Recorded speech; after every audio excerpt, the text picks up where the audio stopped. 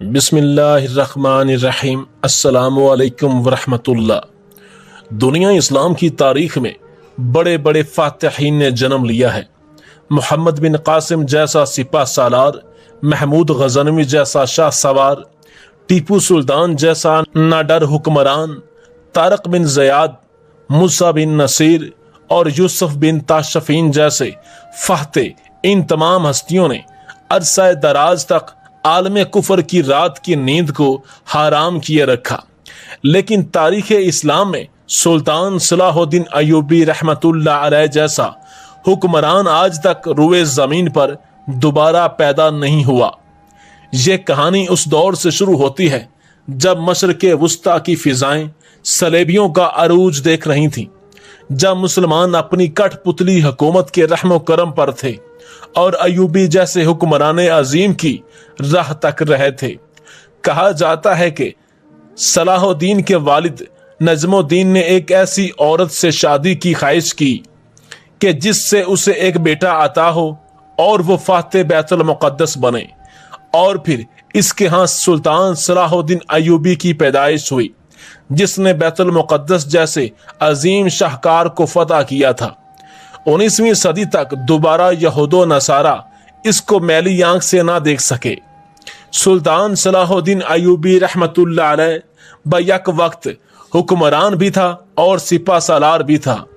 इन्होंने एक ऐसे दौर में होश संभाला जब मुसलमान हर तरफ से कुफर के आताब में घिरे हुए थे, जब मशरिक़ वुस्ता के हुक्मरान सलेबियों को अपनी आगोश में जगह दे चुके थे और जब गद्दारी का बाजार गर्म था।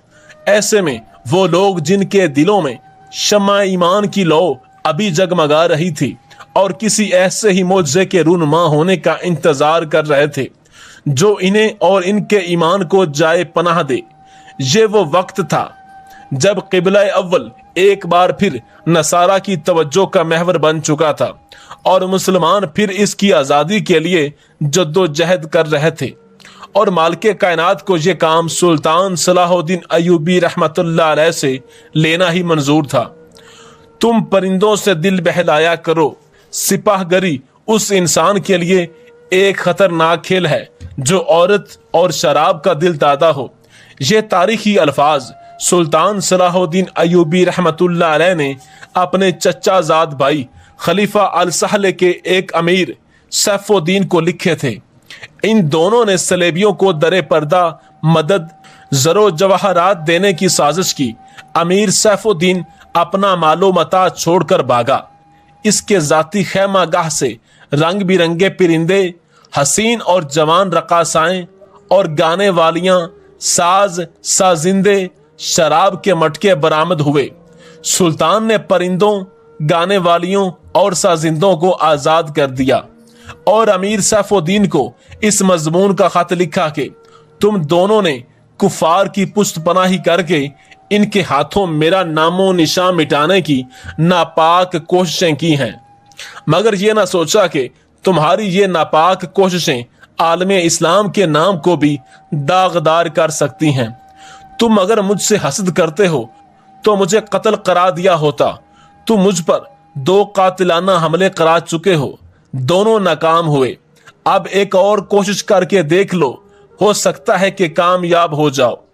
अगर तुम मुझे यकीन दिला दो कि मेरा सर मेरे तन से जुदा हो जाए तो इस्लाम और ज्यादा सर बुलंद रहेगा, तो रब्बे काबा की कसम मैं अपना सर तुम्हारी तलवार से कटवाऊंगा और तुम्हारे कदमों में रखने की वसीयत करूंगा। मैं सिर्फ तुम्हें यह बता देना चाहता हूं कि कोई गैर मुस्लिम मुसलमान का दोस्त नहीं हो सकता।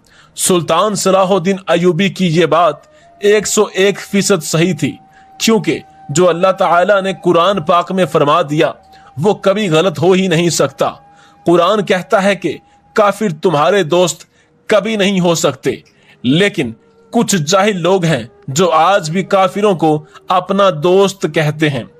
सुल्तान सलाहुद्दीन अय्यूबी ने गरजदार आवाज से कहा, तारीख तुम्हारे सामने है, अपना माजी देखो। शाह फ्रैंक और रिनाल्ड जैसे इस्लाम दुश्मन तुम्हारे दोस्त इसलिए हैं कि तुमने उन्हें मुसलमानों के खिलाफ जंग में उतरने की शय और मदद दी है। اگر وہ کامیاب ہو جاتے تو ان کا اگلا شکار تم ہوتے، اور اس کے بعد ان کا یہ خواب بھی پورا ہو جاتا کہ اسلام صفحہ ہستی سے مٹ جائے۔ تم جنگجو قوم کے فرد ہو، فن سپاہ گری تمہارا قومی پیشہ ہے۔ ہر مسلمان اللہ کا سپاہی ہے، مگر ایمان اور کردار بنیادی شرط ہیں۔ تم پرندوں سے دل بہلایا کرو، سپاہ ایسے کھیل انسانوں کے لیے خطرناک ہیں۔ جو عورت اور شراب کا دل دادا ہو، اسے دین و مذہب سے کیا غرض ہے؟ لیکن میں تم سے درخواست کرتا ہوں کہ میرے ساتھ تعاون کرو اور میرے ساتھ جہاد میں شریک ہو جاؤ۔ اگر یہ نہیں کر سکو تو میری مخالفت سے باز آ جاؤ، میں تمہیں کوئی سزا نہیں دوں گا، اللہ تمہارے گناہ معاف کرے۔ ایک یورپی مورخ لین پال لکھتا ہے کہ سلطان صلاح الدین ایوبی کے ہاتھوں جو مال غنیمت لگا، اس کا کوئی حساب نہیں تھا۔ جنگی قیدی بھی بے اندازہ تھے، تو سلطان صلاح الدین ایوبی رحمت اللہ علیہ نے مال غنیمت کو 3 حصوں میں تقسیم کیا۔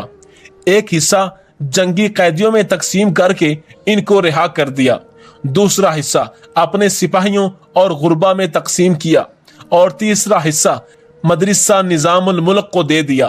اس نے اسی مدرسے سے تعلیم حاصل کی تھی، نہ خود کچھ رکھا اور نہ ہی اپنے کسی جرنیل کو کچھ دیا۔ اس کا نتیجہ یہ ہوا کہ جنگی قیدی، جن میں بہت سے مسلمان تھے اور باقی غیر مسلم، رہا ہو کر سلطان کے کیمپ میں جمع ہو گئے اور سلطان صلاح الدین ایوبی رحمت اللہ علیہ کی اطاعت قبول کر کے اپنی خدمات فوج کے لیے پیش کرتے رہے۔ سلطان ایوبی کی کشادہ ظرفی اور عظمتیں دور دور تک مشہور ہو گئیں۔ اس سے پہلے حسب بن صباح کے پورے اسرار فرقے فدائی، جنہیں یورپین مورخین نے قاتلوں کا گروہ لکھا ہے، سلطان صلاح الدین ایوبی رحمت اللہ علیہ پر 2 بار قاتلانہ حملہ کر چکے تھے، لیکن اللہ نے اس عظیم مرد مجاہد سے بہت کام لینا تھا۔ دونوں بار ایک معجزہ ہوا جس میں یہ مرد مجاہد بال بال بچ گیا۔ سلطان پر تیسرا قاتلانہ حملہ اس وقت ہوا جب وہ اپنے مسلمان بھائیوں اور صلیبیوں کی سازش کی چٹان کو شمشیر سے ریزہ ریزہ کر چکا تھا۔ امیر سیف الدین میدان جنگ میں بھاگ گیا تھا، مگر وہ سلطان صلاح الدین ایوبی کے خلاف کینہ اور بغض سے باز نہیں آیا۔ اس نے حسن بن صباح کے قاتل فرقے کی مدد حاصل کی۔ حسن بن صباح کا فرقہ اسلام کی آستین میں سانپ کی طرح پل رہا تھا۔ اس کا تفصیلی تعارف بہت ہی طویل ہے، مختصر یہ کہ جس طرح زمین سورج سے دور ہو کر گناہوں کا گہوارہ بن گئی ہے، اسی طرح حسن بن صباح نامی ایک شخص اسلام سے الگ ہو کر نبیوں اور پیغمبروں والی عظمت حاصل کرنے کا اس نے منصوبہ بنایا۔ وہ اپنے آپ کو سلطان ہی سمجھتا تھا۔ اس نے ایسا گروہ بنا لیا جو طلسماتی طریقوں سے لوگوں کو اپنا پیروکار بناتا۔ اس مقصد کے لیے اس گروہ نے نہایت حسین لڑکیاں، نشہ آور سامان اور جڑی بوٹیاں، ہپنوٹائزم اور چرب زبانی جیسے طریقے اپنائے۔ اس کے علاوہ بہشت یعنی کہ دنیا کی جنت بنائی، یعنی کہ ان لوگوں نے مسلمانوں کو بھٹکانے اور گمراہ کرنے کے لیے یہ ساری چالیں چلیں کہ یہ ہماری جنت ہے، آپ یہاں آؤ، ادھر آؤ، یہاں دنیا کا ہر سکون ہے، ہر آسائش ہے، جس میں جا کر پتھر بھی موم ہو جاتے تھے۔ اپنے مخالفین کو قتل کرانے کے لیے ایک گروہ تیار کیا۔ قتل کے طریقے خفیہ اور پر اسرار ہوتے تھے۔ اس فرقے کے افراد اس قدر چالاک، ذہین اور نہ ڈر تھے کہ بیس بدل کر بڑے بڑے جرنیلوں کے باڈی گارڈز بن جاتے تھے، اور کسی کو جب قتل کرنا ہوتا تو اس کے لیے ایک پر اسرار طریقہ اپناتے تاکہ کسی کو ان پہ شک بھی نہ ہو اور کسی کو کوئی سراغ بھی نہ ملے۔ کچھ عرصہ بعد یہ فرقہ قاتلوں کا گروہ کے نام سے مشہور ہوا۔ یہ لوگ سیاسی قتل کے ماہر تھے، زہر بھی استعمال کیا کرتے تھے جو حسین لڑکیوں کے ہاتھوں شراب میں دیا جاتا تھا۔ بہت مدت تک یہ فرقے اسی مقصد کے لیے استعمال ہوتے رہے۔ اس کے پیروکار فدائی کہلاتے ہیں۔ سلطان صلاح الدین ایوبی رحمت اللہ علیہ کو نہ تو لڑکیوں سے دھوکہ دیا جا سکتا تھا اور نہ ہی شراب سے، وہ ان دونوں سے نفرت کرتا تھا۔ اس گروہ نے یہی طریقہ سلطان صلاح الدین ایوبی کو قتل کرنے کے لیے استعمال کیا، لیکن ناکام رہے، اور یہ گروہ کہتا ہے کہ सुल्तान को इस तरीके से कत्ल नहीं किया जा सकता था। इसको कत्ल करने का यही एक तरीका था कि इस पर कातिलाना हमला किया जाए। इसके मुहाफिजों की मौजूदगी में इस पर हमला नहीं किया जा सकता था। 2 हमले नाकाम हो चुके थे। अब जबकि सुल्तान को ये तवक्को थी कि इसका चचा जाद भाई अल सहले और अमीर यूसुफुद्दीन शिकस्त खाकर तौबा कर चुके होंगे, इन्होंने इंतकाम की एक और ज़ेरे ज़मीन कोशिश की। सुल्तान सलाहुद्दीन ने इस फतह का जश्न मनाने की बजाय हमले जारी रखे और 3 कस्बों को कब्जे में ले लिया। इनमें गजा का मशहूर कस्बा था। इसी कस्बे के गिरदो निवाह में एक रोज सुल्तान सलाहुद्दीन अयूबी अमीर जावल हसदी के खैमे में दोपहर के वक्त गनुदगी के आलम में सुस्ता रहे थे। सुल्तान ने वो पगड़ी नहीं उतारी थी जो मैदान जंग में सुल्तान के सर को सहरा की गर्मी और दुश्मन की तलवार से बचा कर रखती थी। खैमे के बाहर इसके मुहाफिजों का दस्ता मौजूद और चौकस था। बॉडी गार्ड्स के इस दस्ते का कमांडर जरा सी देर के लिए पेशाब करने के लिए वहां से चला गया। एक मुहाफिज ने सुल्तान के खैमे में गिरे हुए पर्दों में से झांका। इस्लाम की अजमत का सितारा सुल्तान सलाहुद्दीन अयूबी रहमतुल्लाह अलैह की आंखें बंद थीं और पीठ के बल लेटे हुए थे। इस मुहाफिज ने बॉडी गार्ड की तरफ देखा। इनमें से 3-4 बॉडी गार्ड्स ने इसकी तरफ देखा। मुहाफिजों ने अपनी आंखें बंद करके खोली। एक खास इशारा 3-4 मुहाफिज उठे और 2-3 ने बाकी बॉडी गार्ड्स को बातों में लगा लिया। मुहाफिज खैमे में चला गया और खंजर कमरबंद से निकाला, दबे पांव चला और फिर चीते की तरह सोए हुए सुल्तान सलाहुद्दीन अयूबी पर वार करने की कोशिश की। खंजर वाला हाथ ऊपर उठा। ऐन उसी वक्त सुल्तान ने करवट बदली। ये नहीं बताया जा सकता कि हमला आवर खंजर कहां मारना चाहता था, दिल में या सीने में, मगर हुआ यूं कि खंजर सुल्तान की पगड़ी के बलाई हिस्से में उतर गया और पगड़ी सर से उतर गई। सुल्तान सलाहुद्दीन अयूबी बिजली की सी तेजी से उठा। उसे समझने में देर नहीं लगी कि ये सब क्या है। इससे पहले 2 ऐसे हमले हो चुके थे। इसने इस पर भी इजहार किया कि हमला आवर खुद इसके बॉडीगार्ड्स की वर्दियों में थे, जिसे इसने खुद अपने बॉडीगार्ड्स के लिए मुंतखब किया था। इसने एक सांस बराबर भी अपना वक्त जाया नहीं किया। हमला आवर अपना खंजर पगड़ी से खींच रहा था। अयूबी का सर नंगा था। इसने भरपूर ताकत से एक घूंसा हमला आवर की ठोड़ी पर मारा। हड्डी टूटने की आवाज आई। हमला आवर का जबड़ा टूट चुका था। वो पीछे की तरफ गिरा और उसके मुंह से हैबतनाक आवाज निकली। इसका खंजर अयूबी की पगड़ी में रह गया था, लेकिन उस वक्त तक अयूबी ने अपना खंजर निकाल दिया था। इतने में 2 मुहाफिज अंदर आए। इनके हाथों में तलवारें थीं।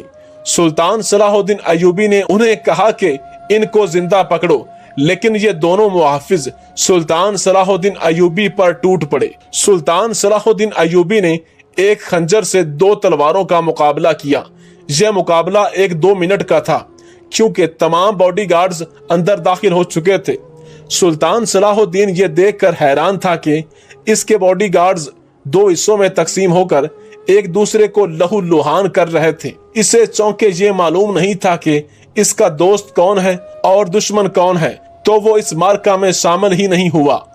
कुछ देर बाद बॉडीगार्ड्स में चंद मारे गए, कुछ भाग गए, कुछ जख्मी हुए तो इंकशाफ हुआ कि ये जो दस्ता सुल्तान सलाहुद्दीन अयूबी रहमतुल्लाह अलैह की हिफाजत पर मामूर था, इसमें 7 फिदाई थे जो सुल्तान सलाहुद्दीन अयूबी रहमतुल्लाह अलैह को कत्ल करना चाहते थे। इन्होंने इस काम के लिए सिर्फ एक फिदाई को अंदर खैमे में भेजा था। अंदर सूरत हाल बदल गई तो दूसरे भी अंदर चले गए। असल मुहाफिज भी अंदर चले गए। वो सूरत हाल समझ गए। सुल्तान सलाहुद्दीन अयूबी ने अपने ऊपर पहले हमला आवर की गर्दन पर खंजर रख कर पूछा कि वो कौन है और इसको किसने भेजा है। सच कहने पर सुल्तान ने इसके साथ जान बख्शी का वादा किया। इसने कहा कि वो फिदाई है और इसको आपके चचा जाद भाई ने भेजा है और इसके साथ आपकी सल्तनत का एक गवर्नर भी मिला हुआ है। सुल्तान बेचैनी की आलम में भी अल्लाह का शुक्र अदा करता है कि या अल्लाह, जब तक तू मेरे साथ है मुझे किसी की परवाह नहीं कि कौन मेरे खिलाफ है। سلطان صلاح الدین ایوبی رحمت اللہ علیہ کا یہ عقیدہ تھا کہ جب تک سانسیں لکھی ہوئی ہیں تب تک زندہ رہوں گا، لیکن جب موت کا وقت آ گیا تو کوئی نہیں بچا سکے گا، نہ اپنا نہ بیگانہ۔ ناظرین گرامی، اس واقعے سے سبق یہ ملتا ہے کہ حالات جیسے بھی ہوں، آپ کے اپنے اور بیگانے اگر آپ کے ساتھ دشمنی پر تل جائیں اور آپ کو نقصان پہنچانے کی کوشش کریں، لیکن اگر اللہ آپ کے ساتھ ہے تو آپ کو کوئی بھی نقصان نہیں پہنچا سکتا۔ اللہ جسے جب چاہے عزت سے نواز دے۔ یورپی تعلیمی نظام میں آج بھی سلطان صلاح الدین ایوبی رحمت اللہ علیہ کا باقاعدہ پورا ایک سیمسٹر بنا ہوا ہے جو ان کے یہودی ٹیچرز اپنے اسٹوڈنٹس کو پڑھاتے ہیں۔